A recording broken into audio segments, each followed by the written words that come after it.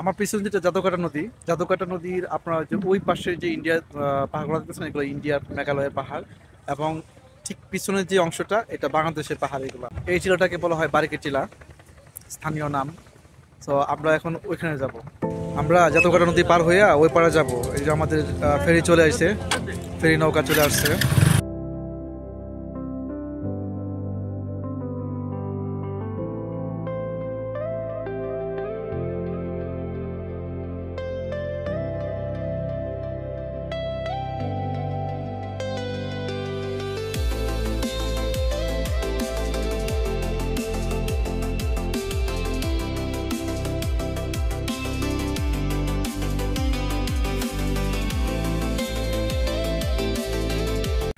আপনাদেরকে কিছুক্ষণ আগে যেটা দেখলেন যে দৃশ্যটা, যে বারিকে টিলা নাম এই এলাকাটার নাম, এটাও আমার পার্শ্ববর্তী এলাকা, খুব কাছাকাছি এলাকা।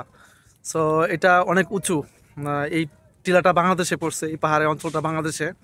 এটার পাশেই হচ্ছে জাদুকাটা নদী এবং ইন্ডিয়ার যে মেঘালয়। সো আসলে পাহাড়ে ওঠার মজাই অন্যরকম। হেঁটে হেঁটে ওঠা, এটা নিজে উঠলে হয়তো বা বোঝা যায় যে কত মজা লাগে, ভালো লাগে, একটা অন্যরকম ফিল হয়। পাহাড়ে, সাগরে, নদীতে না গেলে জীবনে অনেক কিছুই মিস করা হয় এবং বোঝা যায় না আসলে জীবনটা এত সুন্দর। আল্লাহ সুবহানাহু ওয়া তাআলার প্রকৃতি, তার নিজের সৃষ্টি এত সুন্দর। তো আপনারা যারা পাহাড়ে এখনো উঠেন নাই বা পাহাড় দেখেন নাই, আসতে পারেন। একসাথে পাহাড়, নদী, প্রকৃতি উপভোগ করে যেতে পারেন। এটা আমাদের সুনামগঞ্জ জেলার তাহিরপুর থানা অন্তর্ভুক্ত। সুনামগঞ্জ জেলা থেকে 20 কিলোমিটার ভিতর দিকে আসলেই এই জায়গাটা পেয়ে যাবেন। এমনি ফেসবুকে, আপনারা গুগলে বা ইউটিউবে এই এলাকা সম্পর্কে অনেক ভিডিও দেওয়া আছে, অনেক ইনফরমেশন দেওয়া আছে। এটা অনেক উঁচু। আপনাদেরকে আমি কিছু ভিডিও ফুটেজ দেখাবো, আপনারা বুঝতে পারবেন। অল্প সময় আমি উঠে পাহাড়ে মোটামুটি হাঁপায়ে গেছি। এখান দিয়ে মোটরসাইকেল দিয়ে উঠা যায়, আপনারা হেঁটে উঠতে পারবেন। রাস্তা খুব সুন্দর রাস্তা, আপনারা দেখতেছেন ওই যে অনেক মোটরসাইকেল আসতেছে। সো হেঁটে হেঁটে এই পুরো টিলাটা উঠা যায়। রাস্তাঘাটও খুব সুন্দর, সুযোগ সুবিধাও বেশ ভালো আছে। সত্যি জায়গাটা অসাধারণ সুন্দর এবং ঘুরে দেখার মতো, মনকে একদম ঠান্ডা করে দেওয়ার মতো একটা সুন্দর পরিবেশ। আসসালামু আলাইকুম।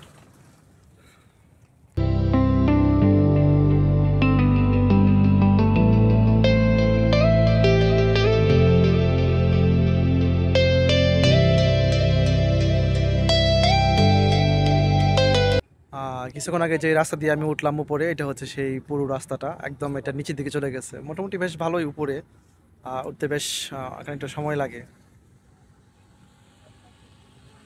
আমি এখন টিলার উপরে অংশে আছি।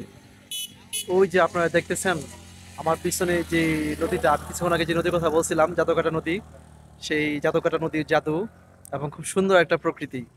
উপরে আসলে, টিলার উপরে আসলে মোটামুটি বেশ খুব সুন্দর দেখা যায় এবং বেশ ভালোই লাগে। আমার কাছে বেশ ভালো লাগে। আমার যেহেতু আমার বাড়ি খুব কাছাকাছি, তারপরেও আমি অনেক সময় আসি এই এলাকাটায়। বেশ ভালোই লাগে আমার কাছে, আলহামদুলিল্লাহ। যে বা যারা এই নদীটার নাম দিচ্ছে জাদুকাটা নদী, আমি মনে করি যে একদম পারফেক্ট একটা নাম, জাদুকাটা নদী।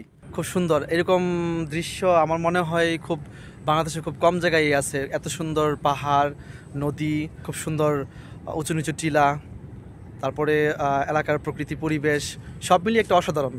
আপনারা যদি বাহির থেকে আসেন, আই মিন সিলেট বিভাগের বাহির থেকে, সুনামগঞ্জ জেলার বাহির থেকে যদি আসেন, যারা হাওর ঘুরতে আসবেন এবং বারিকে টিলা আসবেন না বা চাঁদকাটা নদী দেখতে আসবেন না, তাহলে আমি বলবো অনেক কিছু মিস করে যাবেন। আর আপনারা যারা ট্যুরের প্ল্যান করে আসবেন, তারা তো অবশ্যই সুনামগঞ্জ জেলা আসার পরে যখন টাঙ্গামার হাওর আসবেন, হাওর ঘুরবেন, অবশ্যই আপনাদের প্ল্যানের মধ্যে রাখবেন এই জাদুকাটা নদী, শিমুল বাগান এবং বারিকি টিলা।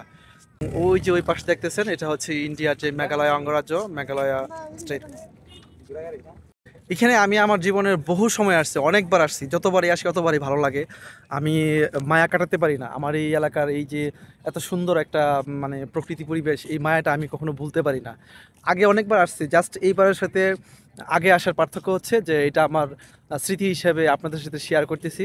হ্যাঁ, আরেকটা বিষয় হচ্ছে কি যে ট্যুরের যে এই অঞ্চলটা ঘোরাঘুরি করার মতো, এটা পুরোপুরি সেফ। এখানে কোনো ঝুঁক ঝামেলা নাই, বা আমি কখনো শুনি নাই এই ধরনের কোনো অকারেন্স হইতে বা এই ধরনের কোনো দুর্ঘটনা করতে, যেটা আমাদের কাম্য না। আলহামদুলিল্লাহ, এটা আমাদের এই এলাকার মানুষজন বা প্রশাসন এই বিষয়টা খুব সুন্দরভাবে হ্যান্ডেল করে।